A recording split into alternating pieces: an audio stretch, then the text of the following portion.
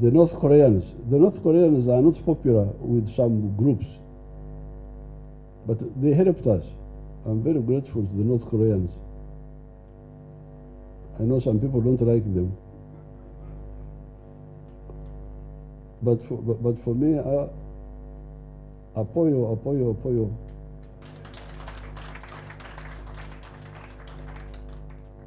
Because I tried to train my people in tanks with some friends.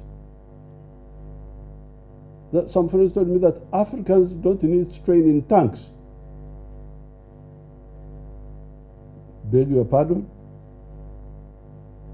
So I said, okay. I had a Korean friend here, and I had visited North Korea in 1969 as a student. So I worked with them.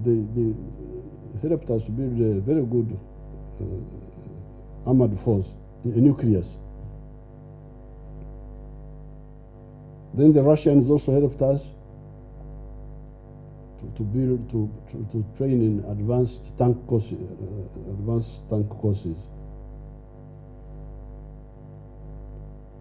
For the Air Force, we used some friends, individuals actually, some groups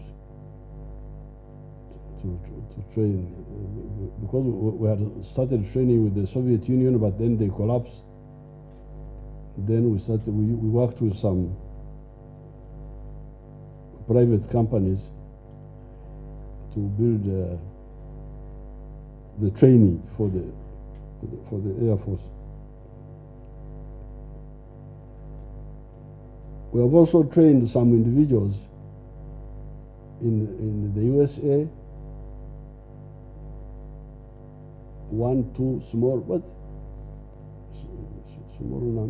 numbers. In India, trained some people there, Pakistan, China, Nigeria, Ghana, South Africa. The French helped us to brush up our mountain division. We already had a mountain division, but the French brought in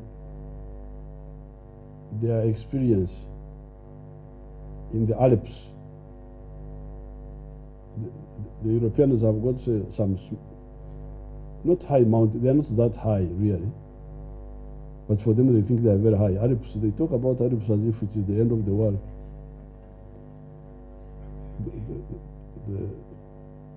So they call them Alpine divisions. So we asked the French. They brought their experience, which was good,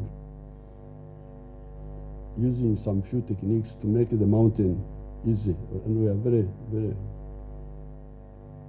happy. So all these people have been helping us. We are very grateful for helping us in big ways or small ways, but yote mzuri. But now we have really covered the whole spectrum of training infrastructure, because the basic training, the recruit training, NCO, officer cadet, the command courses, platoon, company, so on. The specialized arms, armored forces, artillery, air force, field engineering, they all, Marines, they all have training centers, air defense, they all have, the colleges for training. Staff and Command, and now National Defense College. So that's why, therefore, that's why Uganda is peaceful. And I would like to really advise other third world people to stop dependence, because there's nobody who can know more than you on how you can defend yourself. It's a big mistake. You may not have all the resources, but the concept should be there, and you have the nucleus. You start with the nucleus, even if you don't have all the resources. Now, for the graduates, the army is moving well, but I think you need to emphasize on the issue of corruption, fighting corruption. Once you happen to be deployed, wherever you are deployed, make sure that corruption, which has been a problem in the civilian sector, does not come to the army. We have had some cases where we have some cases of corruption. Corruption is very dangerous for an army. If you steal fuel of the army, you steal supplies, you steal money, you are an enemy. You are an enemy of the army. So corruption must not feature. We have had a number of cases which have been. And then the other crucial area is training people under your command. Because the army is first and foremost for fighting. Everybody in the army must be a fighter and a leader of fighters, or a fighter and leader of fighters, or support for the fighters. Because among the graduates here, you heard there is a doctor. Doctor may not fight, but he's supporting the fighting by treating people. So training, we don't want half-baked people anywhere.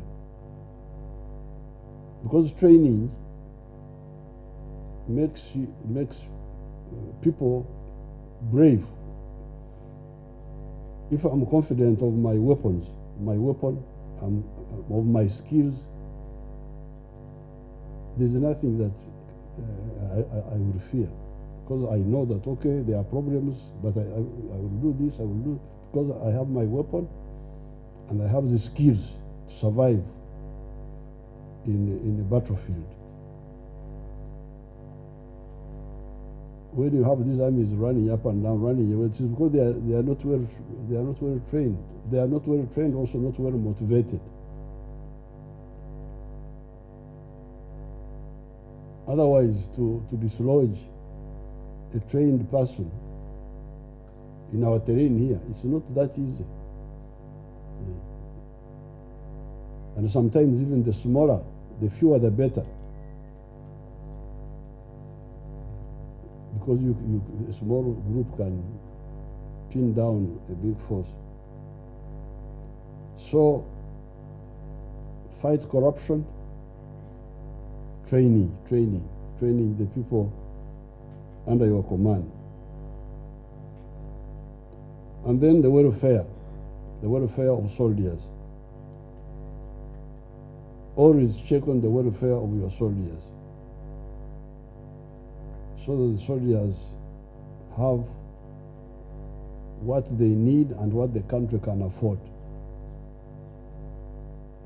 Otherwise, we are moving very well. There is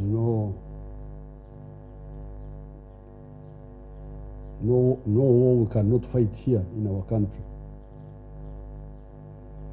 Any type of war, we shall fight it. We have the capacity and the motivation.